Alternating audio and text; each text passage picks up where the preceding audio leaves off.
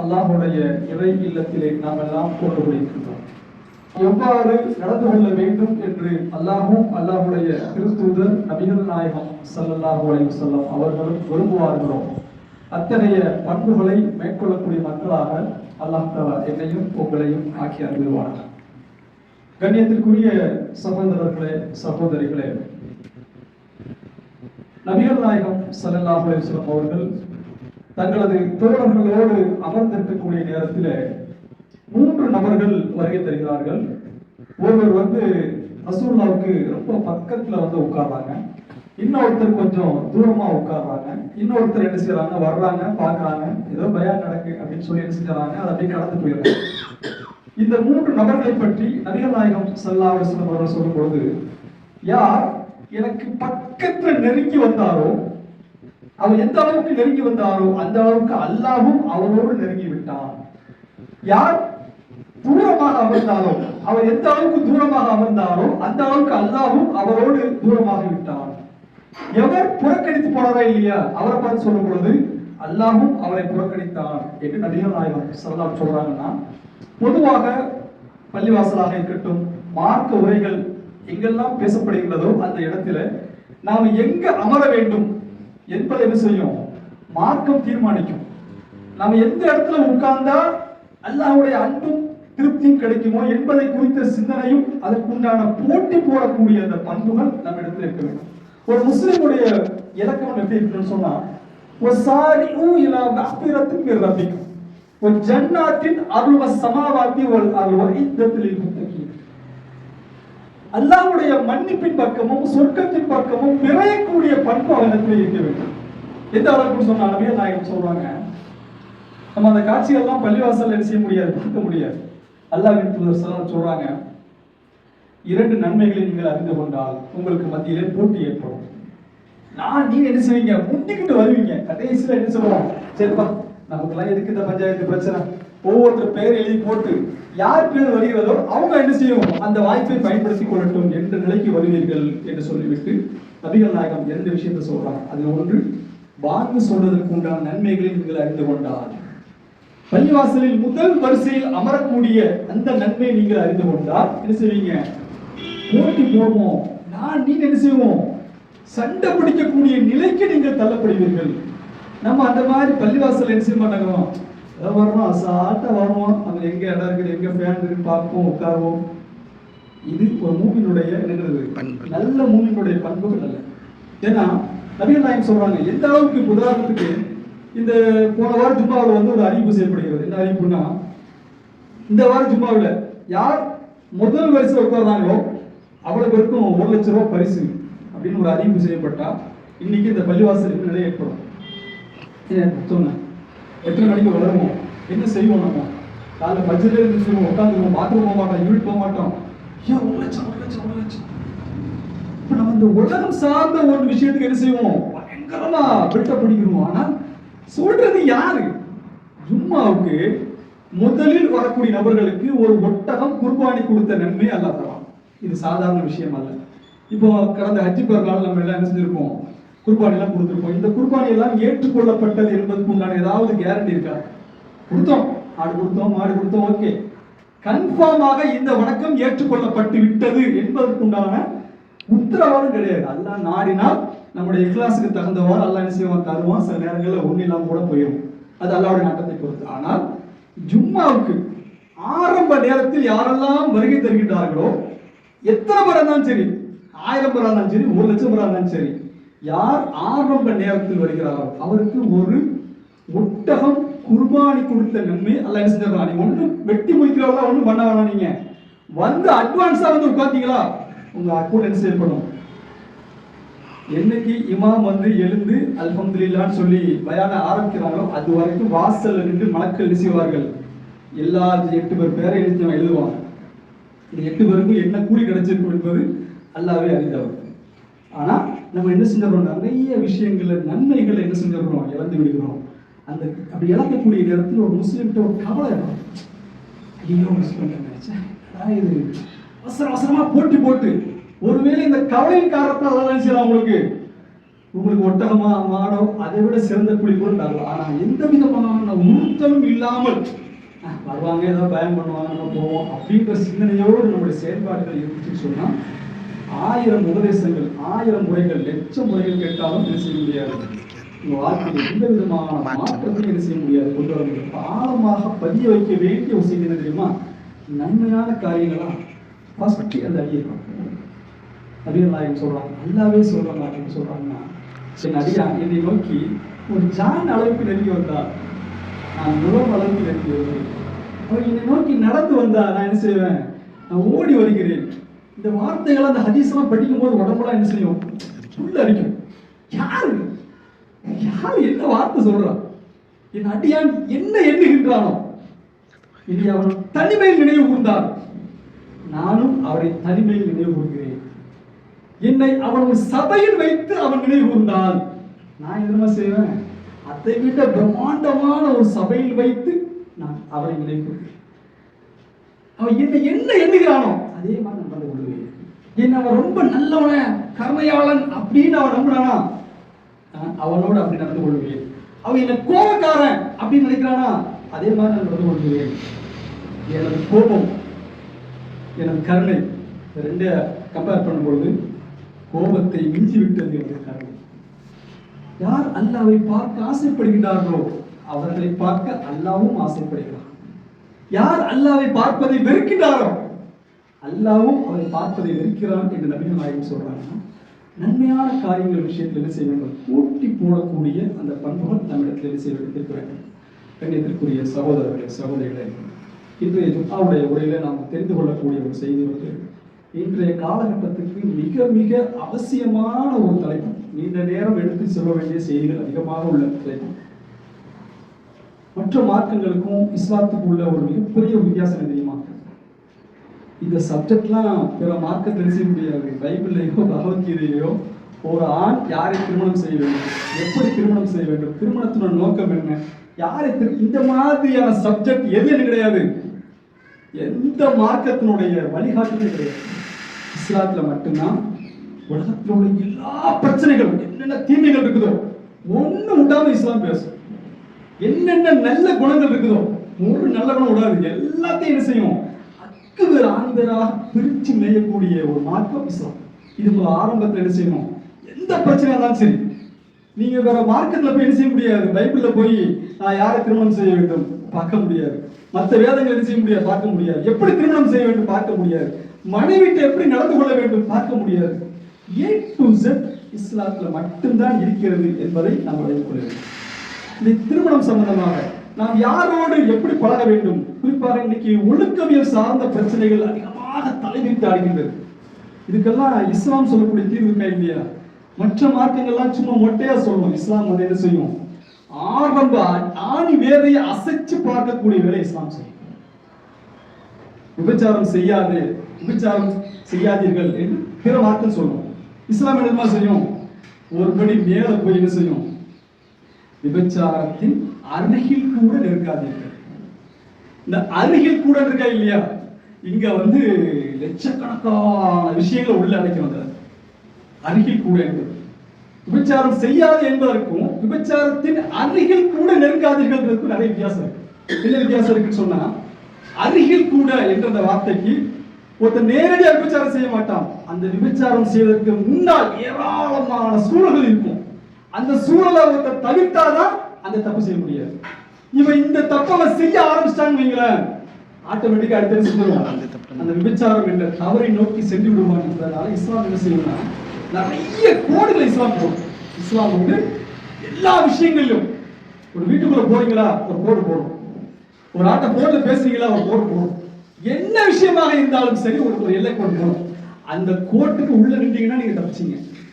அந்த கோட்டுக்கு ஒரு அடி ஒரு இன்ச்சு தாண்டி போனீங்கன்னா நீங்க உங்களோட வாழ்க்கையை செஞ்சிருவாங்க.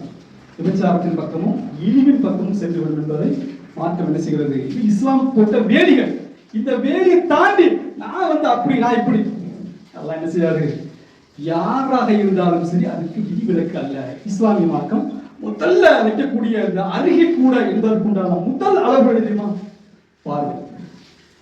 இந்த பார்வை பற்றி சொல்லும் பொழுது இஸ்லாம் என்ன சொல்கிறது, ஷைத்தானுடைய அம்புகளில் ஒன்றுதான் பார்வை. இந்த பார்வை பொறுத்தவரை முதல் பார்வை அவர் கண்ண பார்க்கிறோம், தச்சில பார்க்கிறோம், ஓகே நமக்கு வந்து நிச்சயப்பட்டது, அனுமதிக்கப்பட்டது. முதல் பார்வை நல்ல உத்து பார்த்தா அது தவறு. எதோச்சியா நம்ம பார்க்கிறோம், மார்க்கம் என்ன செஞ்சிடும், அதை விட்டுரும். இரண்டாவதாக உன்னிப்பாக பார்த்தோம்னு சொன்னா இஸ்லாம் என்ன செய்யும், இது கண்ணின் விபச்சாரம்.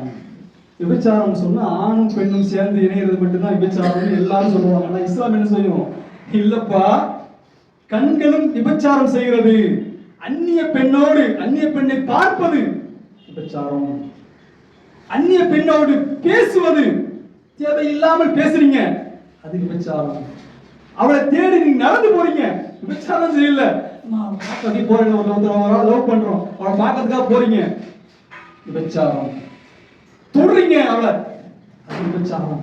இப்படி இஸ்லாமிய மார்க்கம் என்ன செய்யும், எல்லாத்தையும் என்ன செய்யும், நீ நினைக்கிற மாதிரி அண்ணன் மாதிரி தம்பி மாதிரி அக்கா மாதிரி இந்த மாதிரி எல்லாம் கிடையாது.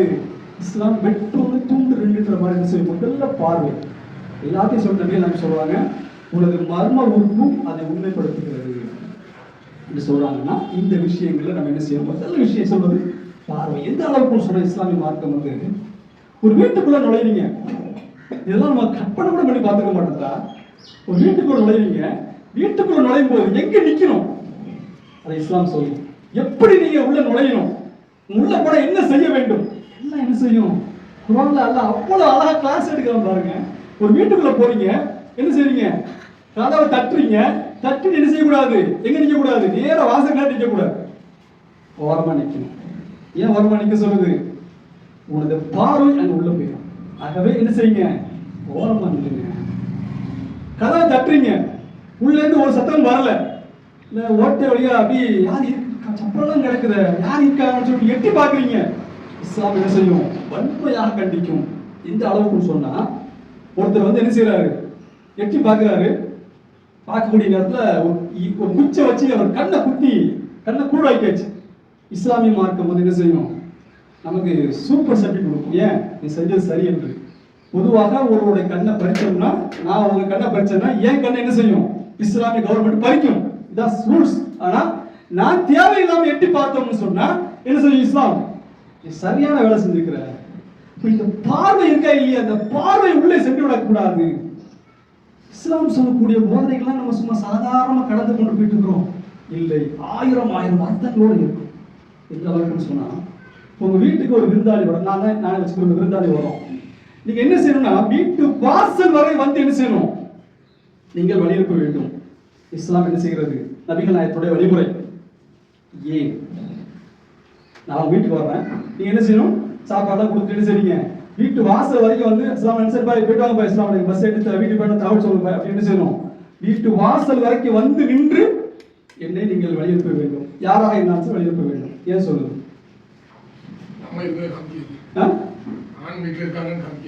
Very good. என்னன்னா இப்ப நான் யாருமே நீ வீட்டுல உட்காந்துட்டு இருக்கீங்க, நான் வெளியில போறேன், அங்கேயிருந்து ஒருத்தர் பாப்பாரு, என்ன இது வீட்டுல இருந்து அடிசாரி போய் தங்க போறாரு, வீட்டுல ஆம்பளை இருக்கா இல்லையா, என்ன ஆச்சு, என்ன சாப்பிட்டீங்களா நடக்குமோ அப்படின்ற மாதிரியான சிந்தனைகள் என்ன செஞ்சிடும், ஒருத்தர் உள்ளத்தில் வந்து விடக்கூடாது. இஸ்லாம் என்ன செய்யும், வாசல் வரை வந்து இது எந்த அளவுக்கு ரசூலுல்லாஹ் சொல்றாங்கன்னா, ரசூலுல்லாஹ் தன் மனைவியோட இரவு நேரத்துல பேசிட்டு இருக்கிறாங்க, ரெண்டு நபித்தோழர்கள். யாரு நபித்தோழர்களா, யாரு பெரிய அந்தஸ்துக்குரியவங்க, கிராஸ் பண்ணி போறாங்க, தோழர்களே இங்க வாங்க, நான் என் மனைவிட்ட பேசிட்டு இருக்கேன், அல்லாஹ்வின் தூதரே என்ன வார்த்தை சொல்றீங்க, நீங்க யாரு, நீங்க உங்களை போய் நான் சந்தேகப்படுவோமா, இல்லை. ஷைத்தான் என்ன செய்வான், நீங்க போன உடனே ரசூலுல்லாஹ் யார்ட்டையும் பேசிட்டு இருந்தாங்க, யாரா இருக்கும் அப்படின்னு என்ன செய்வான், தவறான எண்ணங்களை உள்ளத்தில் ஏற்படுத்துவான். ஆகவே தெளிவுபடுத்திடுறேன்னு சொல்லக்கூடிய காட்சியெல்லாம் ஹதீஸ்ல பார்க்குறோம்னா இதெல்லாம் சும்மா கதைகளாக படித்து விட்டு போகக்கூடிய செய்திகள் அல்ல, நமது வாழ்க்கையில் என்ன செய்வோம், ஒரு மிகப்பெரிய ஒரு தாக்கத்தை ஏற்படுத்தக்கூடிய செய்தி. நான் சொல்றோம், இதெல்லாம் இஸ்லாம் போடக்கூடிய கோடுகள். பார்வை ஒரு கோடு, ஒரு ஆணும் ஒரு பெண்ணும் தனித்து இருந்தால் மூன்றாவது யார் இருக்கா, ஷைத்தான் இருக்கிறான். அது எந்த ரூபமாக இருந்தாலும் சரி, டிராவல் பண்ணி போறோம், தன்னந்தனியாக ஒரு ஆணும் ஒரு பெண்ணும் மட்டும் இருந்தோம்னு சொன்னா அந்த மாதிரியான சூழல்களை என்ன செஞ்சிடணும், ஒரு முஸ்லீம் தவிர்ப்பது. யாரே தெரியாத முகப்பிட்டு தெரியாத ஒரு ஆடியன்ஸ் மணிக்கணக்கா பேசுறது, அவங்களோட பிரச்சனை நான் தீர்க்க போறேன், அந்த பேச்செல்லாம் பேசாதீங்கப்பா. ஒரு ஆணும் ஒரு பெண்ணும் தனித்து இருந்தால் அது பல விஷயங்கள். நான் ஒரு பெண்கிட்ட பேசுறேன்னா பெண்ணுடைய கணவர் பக்கத்துல இருக்கணும், அது கணவரோட நம்பர் இருக்கணும். இப்படியான விஷயங்களோடு நம்ம பேசணுமே ஒழிய நம்ம என்ன செய்யக்கூடாது. நம்ம நிறைய காரணங்கள், எங்க அக்கா மாதிரி, என் தங்கச்சி மாதிரி, நான் அப்படி மாதிரி, இந்த மாதிரி எல்லாம் என்ன செய்யாது. இஸ்லாமிய மார்க்கம் இந்த கோடுகள் என்ன செய்யுது, ரொம்ப ரொம்ப தெளிவாக போடக்கூடிய காட்சிகள்லாம் பார்க்கலாம். நிறைய பேசும்பொழுது குறைந்து பேசாதீர்கள். எவருடைய உள்ளங்களில் நோய் இருக்கிறதோ, எப்படிப்பட்ட பாருங்க, இந்த வசனங்கள்லாம் சாதாரண வசனங்கள் இல்ல. நீங்கள் பேசும் பெண்களே, நீங்கள் பேசும் பொழுது குலைந்து பேசாதீர்கள். எவருடைய உள்ளங்களில் நோய் இருக்கிறதோ அவன் என்ன செய்வான், தவறாக என்ன செய்வான், சிக்னல், ஓ மாதிரி பேசுறாங்களே, ஒரு மாதிரி போட்டு கணவன் ஒரு வெளிநாட்டில் இருக்கிறாரு, கொஞ்சம் ஏற்றத்தில் இருக்காங்க போல இருக்கு, அப்படி என்ன செய்வான், ஒரு தவறான எண்ணங்கள் வருவதற்கு உண்டான வாய்ப்புகள் உண்டு. ஆகவே பேசும்போது என்ன செய்யணும், வெட்டு ஒன்று என்ன என்ன ஓகே வந்து என்ன காரியம், என்ன தேவைக்காக பேசுறோமோ, கணவர் இல்லையா, கணவர் எப்போ வந்தாங்க, என்ன ஏது வாங்க, வீட்டுக்கு வாங்கலேன், இந்த மாதிரியான வார்த்தைகளை என்ன செய்யக்கூடாது. பேசும்போது பெண்களை கண்ணியமாக பேசக்கூடிய அந்த அந்த பேச்சுக்களை என்ன செய்யணும், நளினம் இருக்கணும், என்ன செய்யக்கூடாது, குலைகள் இருக்கக்கூடாது, கரெக்டாக பேசக்கூடிய அந்த பண்புகள் இருக்கிறது. இன்னும் நபிகள் நான் சொல்றேன், இதெல்லாம் என்னது, அருகில் கூட. இந்த அருகில் கூட இருக்கா இல்லையா, இது நம்ம அடுத்த ஸ்டெப் என்ன ஆயிரும், விபச்சாரம், மகரம் இல்லாத சூழல் உண்டாகும், ஏராளமான தவறுகளுக்கு உண்டான வாய்ப்பாக அது மாறிடும். இஸ்லாம் சொல்கிறது, இப்படிலாம் சொல்லி பாருங்க, பெண்களே அந்நிய ஆண்கள் இருக்கின்ற சபைக்கு நீங்கள் செல்வதாக இருந்தால் நறுமணம் பூசியங்களையும் செல்லாதீர்கள். சொல்லிட்டு ஒரு வார்த்தை சொல்லுது, அந்த வார்த்தையை நம்ம நினைச்சு கூட பார்க்க முடியாத வார்த்தை. அப்படி யாராவது போறாங்கன்னு வைங்களேன், அவங்கள பார்த்து விபச்சாரி என்ற வார்த்தை யூஸ் பண்ண கொஞ்சம் யோசிச்சு பாருங்க. யாராவது ஒரு பெண்மணி ஒரு பூ வச்சுட்டு எல்லாரும் பார்க்குற மாதிரி நடந்து போறாங்கன்னா நம்ம சாதாரணமா கடந்து போயிருவோம். இஸ்லாம் அவளை எந்த எந்த இடத்துல வைக்குது, அந்த வார்த்தையை சொல்ல முடியாது, அந்த அளவுக்கு இஸ்லாம் சொல்கிறது. இந்த விஷயங்கள்லாம் நம்ம என்ன செய்யணும், அதிகமாக நம்ம உள்ளத்தில் பதிய வைக்க வேண்டிய செய்யணும். இதெல்லாம் தாண்டி நபிகள் நாயகம் இந்த மாதிரியான தவறுகளை யார் பார்க்கிறா எல்லாம் அப்படின்ற மாதிரியான நெஞ்சை நிறுத்தி கொண்டு யாரெல்லாம் அந்த தவறில் ஈடுபடுகின்றார்களோ இவர்களை குறித்து நபிகள் நாயகம் ஒரு எச்சரிக்கை செய்யறாங்க. இந்த எச்சரிக்கையை வந்து இந்த ஹதீஸ் வந்து யாருக்கு உள்ள ஹதீஸ்னா மக்களுக்குள்ள அல்ல, வாரம் சொல்ல வாரத்தில் வந்து தொட வருவாங்களா இல்லையா அவர்களுக்குள்ள செய்தி அல்ல, வருஷத்துக்கு வருவாங்களா இல்லையா அவர்கள் செய்தி இல்லை, 5 நேரம் தொழக்கூடிய அதிகமான நன்மைகள் செய்யக்கூடிய மக்களுக்கு சொல்லப்படக்கூடிய செய்தி. நாளை மறுமை நாளிலே ஒரு அடியான் வருவான், திகாமாவுடைய மலை அளவுக்கு நன்மைகளோடு வருவான். அது சாதாரண வருவான். திகாம் சொன்னா அந்த மக்கா நகரத்தில் உள்ள ஒரு மிகப்பெரிய ஒரு மலை, பிரம்மாண்டமான மலை அளவுக்கு நன்மைகளோடு என்ன செய்வான், வருவான். யார் வருவா, 5 நேரம் தொழக்கூடிய நன்மை செய்ய முடியும், வார முசல்லாக்கெல்லாம் அந்த நன்மை வாய்ப்பு இல்லை, நன்மைகளோடு வருவான். பார்த்தாலே அவனுக்கு அவ்வளவு பிரம்மாண்டமான நன்மைகள். அல்ல என்ன செய்வான், அந்த நன்மைகள் எல்லாம் பரத்தப்பட்ட புழுதிகளை போல் ஆக்கி விடுவான், ஒன்றும் இல்லாம ஆக்கிடுவான். எல்லாரும் இந்த செய்தியை ரசூலுல்லாஹ் சொன்ன உடனே அல்லாஹ்வின் தூதரே யார் அவன், இது எங்களை குறித்து சொல்ற மாதிரி இருக்குது, அதிகமான நன்மைகளை சுமர்ந்து வந்த அவன் ஒன்றும் இல்லாமல் அந்த நன்மைகள் எல்லாம் தூசி மாதிரி அவன் யார், என்ன காரணத்தால் சொல்லும்போது அல்லாஹ்வின் தூதர் ஸல்லல்லாஹு சொன்ன வார்த்தை எனக்கு உங்களுக்கு உள்ள எச்சரிக்கையான செய்தி. முதல்ல யாரு, எனக்கு, அதுக்கப்புறம் தான் உங்களுக்கு எச்சரிக்கையான செய்தி. என்ன செய்யுன்னு சொன்னா, அந்த அடியான் தனிமையில் இருக்கிற நேரத்தில் அல்லாஹ் விதித்த வரம்புகளை மீறுவான், உடைப்பான். இந்த வார்த்தையினுடைய அர்த்தம் புரியுதா உங்களுக்கு?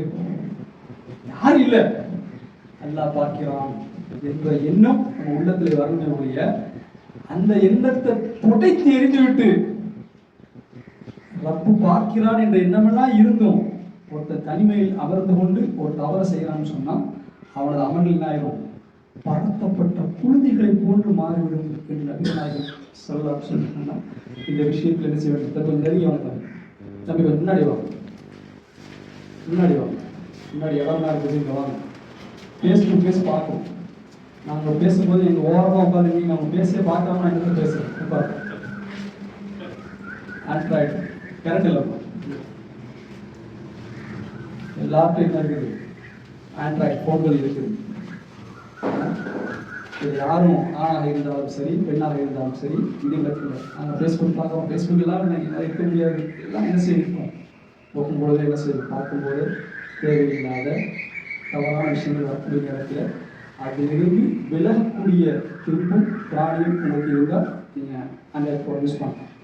அந்த கடிவாளம் உங்களை விட்டு மீறி போகும் அப்படின்னு சொன்னால் நீங்கள் அதிலிருந்து தவிர்த்து கொள்வது நல்லது. இது விபச்சாரத்தினுடைய அருகில் கூட. இங்கே உட்காந்துக்கிட்டு நான் அதெல்லாம் ரொம்ப யோக்கியம், நான் ரொம்ப சுத்தம், அந்த பேச்சுக்கெல்லாம் என்ன கிடையாது, இடம் கிடையாது. யூசுப் அலைஹிஸ்ஸலாமுடைய வரலாறு பற்றி எல்லாம் தெளிவாக சொல்கிறோம். ஒரு நபி, எப்படிப்பட்ட நபி, அல்லாஹ்வுடைய அற்புதங்களை கண்ணால் அனுபவிச்ச நபி, கிணத்துல இருந்து வெளியில வந்து பெரிய இந்த நபியுடைய வரலாறு சொல்லும்போது அவரும் நாடிவிட்டார், அவனும் நாடிவிட்டார். அல்லாஹ்வுடைய அத்தாட்சிகளை கண்டிராவிட்டால் அதை புள்ளி வைக்கலாம். அவரும் என்ன செஞ்சிருப்பாரு, வழி தவறி இருப்பார் சொல்றாங்க. இந்த விஷயத்துல என்ன செய்ய முடியாது, நான் ரொம்ப யோக்கியன், இந்த பேச்சுக்கு எனக்கு இஸ்லாம் போடக்கூடிய அந்த கோடு, அந்த கோட்டை தாண்டி ஒரு அடி எடுத்து வச்சுக்கணும், உங்கள் வாழ்க்கை இழிவும் அசிங்கமும் அருவருக்கத்தக்க வாழ்க்கையை நோக்கி என்ன செய்ய சொல்றேன். அது இந்த விஷயத்துல என்ன செய்யுங்க, அதிகமாக கவனம். அல்லாட்ட வந்து அதிகமாக பிரார்த்தனை செய்ய வேண்டிய பிரார்த்தனை எல்லாருமே இனி அவுதுலிக்கத்தின் விசாயி தேவா, பெண்களால் ஏற்படக்கூடிய எல்லா விதமான குழப்பங்களிலும் தேவா என்னை பாதுகாப்பாக. நபிகள் நாயகம் சொல்றாங்க, யார் ஒரு அழகான வார்த்தை பாருங்க, யார் 2 விஷயங்களை சரியாக நான் பாதுகாப்பேன் என்று பொறுப்பேற்றுக் கொள்கிறாரோ அவர் சொர்க்கம் செல்ல நான் கேரண்டிக்கிறான். இந்த 2 என்னது, ஒன்று மர்ம உறுப்பும், இன்னொன்று வாய். இந்த 2ஐயும் நீ சரியா பாதுகாப்பியா, நீ சொர்க்கத்துக்கு நான் கேரண்டி அப்படிங்கிறான். ரசூலுல்லாஹ்வுடைய கேரண்டி எப்படிப்பட்ட கேரண்டி. ஆனால் இது லேசா இல்லை. நாவை பாதுகாப்பதும் மர்மஸ்தானத்தை பாதுகாப்பதும் சாதாரண விஷயம் அல்ல. ஆகவே கண்ணியத்திற்குரிய சகோதரர்களை, இந்த விஷயத்தில் என்ன செய்யுங்க, அதிகமாக குர்ஆன் ஹதீஸ் என்னெல்லாம் சொல்கிறது, இதிலிருந்து தவிர்த்து கொள்வதற்கு நாம் என்னென்ன பயிற்சிகளை செய்ய வேண்டும் என்பதை குறித்து என்ன செய்யுங்க, உங்கள் வாழ்வில் திட்டமிடுங்கள். அல்லாஹ்விடத்தில் அதிகமாக பாவம் மன்னிப்பு பெறக்கூடிய, அல்லாஹ்விடத்தில் இந்த மாதிரியான தொடர்பு இருந்துச்சுன்னா அதிலிருந்து விலகக்கூடிய, முக்கியமாக விலகக்கூடிய அந்த பண்பிலிருந்து அல்லாஹ் தஆலா நம்மை பாதுகாப்பானாக. வாஹிர் தஅவானா அல்ஹம்துலில்லாஹி ரப்பில் ஆலமீன். அஸ்ஸலாமு அலைக்கும் வரஹ்மத்துல்லாஹி.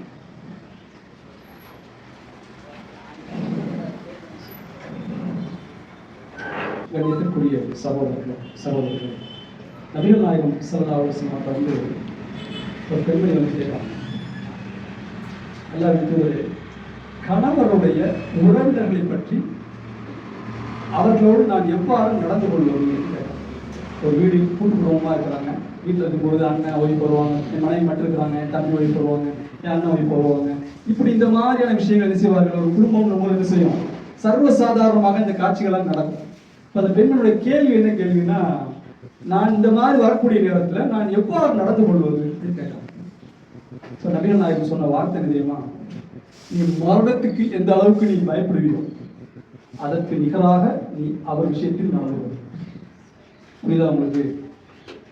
அண்ணன் பொண்டாட்டி, தம்பி பொண்டாட்டி, இந்த மாதிரியான கொச்சையான விஷயங்கள்லாம் நீங்க சர்வசாதாரணமாக சொல்லப்படுது. காரணம் என்ன?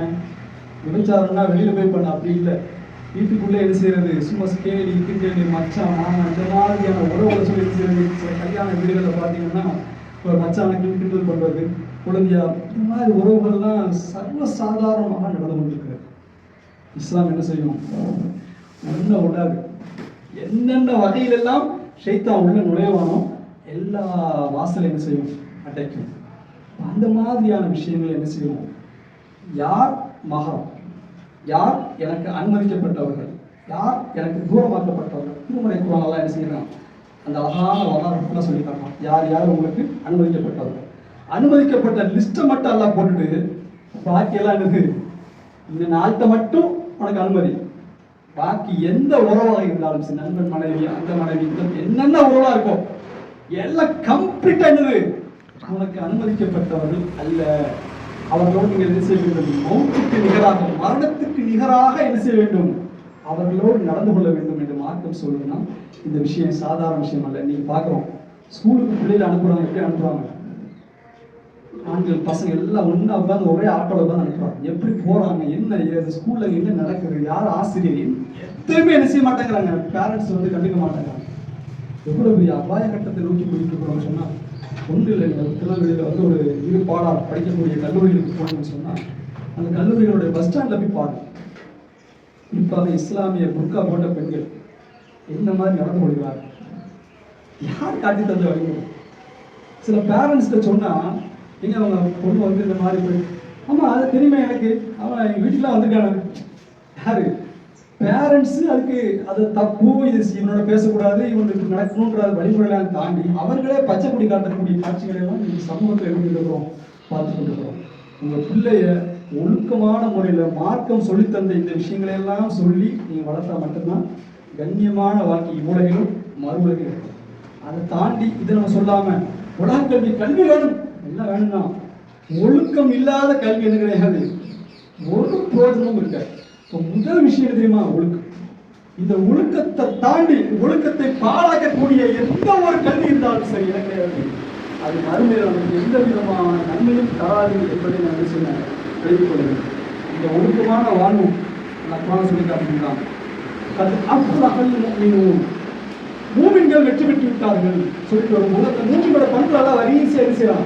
என்னென்ன பண்பு இருந்தால் தொழுகையில் அவர்கள் எப்படி இருப்பார்கள், உள் லட்சத்தோடு சொல்வார்கள், கொடுக்கல் வாங்கல் சுத்தமாக இருக்கும், வாக்குறுதி கொடுத்தா ஒழுங்கா இருப்பாங்க, தனது கற்புகளை அவர்கள் செய்வார்கள், பேணி பாதுகாப்பார்கள்.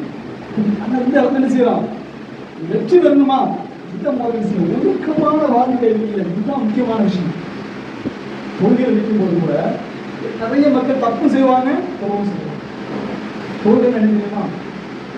தொழுகைன்னா மானக்கேடான அசிங்கமான அருவருக்கத்தக்க காரியங்களிலிருந்து உங்களை விலக்கினால்தான் தொழுகை. புரியுதா உங்களுக்கு? அந்த பீடி குடிக்கிறாரு, பீடி குடிப்பாரு, தொழுவும் செய்வாரு, இஸ் நாட் யூஸ் தொழுகை. வட்டி வாங்குவாரு, தொழுவும் செய்வாரு, இந்த தொழுகை எந்த பிரயோஜனம் இல்லை. சினிமாவும் பார்ப்பாரு, தொழுவும் செய்வாரு, நாட் யூஸ். இஸ்லாம் வணக்கத்தினுடைய பேச தெரியுமா, உங்களை ஒழுக்கம் உள்ளவர்களாக மாற்றுவதுதான் இஸ்லாத்தினுடைய பேஸ். இந்த பேச என்ன செய்யணும், நம்ம ஒழுங்கான முறையில் நம்ம என்ன செய்யணும், நாளை மறுமை நாள் அல்லாஹ்வை சந்திக்கும் பொழுது அசிங்கம் கொடுத்தவர்களாக அருவருக்கத்தக்க சிந்தனைகளை உள்ளே சுமந்தவர்களாக அல்லாஹ் என்ன செய்யக்கூடாது. உண்மையான எனக்கு அனுமதித்த அவர்களை மட்டும்தான் என்ன செய்ய என் வாழ்க்கையில நான் இன்பம் அனுபவித்தேன். அது அல்லாத நபர்களோடு என்ன செய்ய எந்த விதமான கள்ள தொடர்புகளோ போன்லையோ தனிநபர் சந்திப்போ இந்த மாதிரி இல்லாமல் ஒழுக்கமான வாழ்க்கையோடு இறைவான நான் சந்திக்கிறேன் என்ற அடிப்படையில் என்ன செய்யணும், நம்ம வாழ்க்கையை மாற்றம் அடைய வேண்டிய அந்த மாற்றம் இல்லாமல் அது ஒரு பக்கம் இது ஒரு பக்கம் அது ஒரு பக்கம் இது ஒரு அல்லாத ஏமாற்ற முடியும், எல்லாத்தையும் ஏமாத்திடலாம். அந்த சராசரி படைத்த ரப்ப என்ன செய்வான், நம்மளை ஒவ்வொரு நிமிடமும் கண்காணித்து கொண்டிருக்கலாம். என்ன செய்யணும், ஆழமாக பதிவு சொல்லக்கூடிய நன்மைகள் யாருக்கு இந்த ஹரிசு ஹரிசு வந்து சாதாரண மக்களுக்குள்ளதல்ல, முழுக்க முழுக்க வணக்கங்கள் செய்த நபர்கள் அவர்களை பற்றி சொல்ல செய்தி. அது மறுமை நாள்ல உடல் அப்படி சரிந்து போய் நீ செக்கு மாசுன்ற மாதிரி சுற்றி கொண்டிருப்பார். இல்லப்பா நீங்க பயணம் பண்ண, நீங்கப்பா எல்லா ஊர்ல அப்படியே வியாபாரம் பண்ணீங்க, பெரிய மதரசாலாம் வச்சு அதை பண்ணீங்க இதை பண்ணீங்க நோட்டீஸ்லாம் கொடுத்தீங்க எல்லாம் பண்ணீங்க, நீ எப்பா இல்லை நான் வந்து செஞ்சேன், யார் இல்லாமல் இருக்கும்போது நான் என்ன செஞ்சேன், நான் சில தவறுகளை செய்யலையே அப்படின்னு சொல்லும்போது இல்லையா ரைட் ஓகே நாளை மறுமையில் இனிவான தண்டனையிலிருந்து சொல்லிவிட்டு அவர் செய்யாதவர்கள் யார் நம்ம எல்லாத்தையும் சேர்த்து முதல்ல எனக்கு அந்த போகுது. இந்த போதையின் அடிப்படையில் செய்யணும் நம்ம வாழ்க்கை வந்து குறிப்பாக ஒழுக்கமான வாழ்வு. வரிசையாளர்களுடைய கூட்டத்தில் வந்து இந்த மிக முக்கியமான சோதனை சோதனைன்னு சொன்னால் பெண்களால் ஏற்பட்ட சோதனை. அந்த சோதனை என்ன செய்வது மக்களுக்கு அதிகமாக பாதுகாப்பு பெறக்கூடிய மக்களாகவும் உள்ளத்தில் தூய்மையான நிலையை எல்லாரும் சந்திக்கக்கூடிய மக்களாக மாறுவோம். வல்ல இறைவன் அருள்வானாக வாக்குக்காரமாக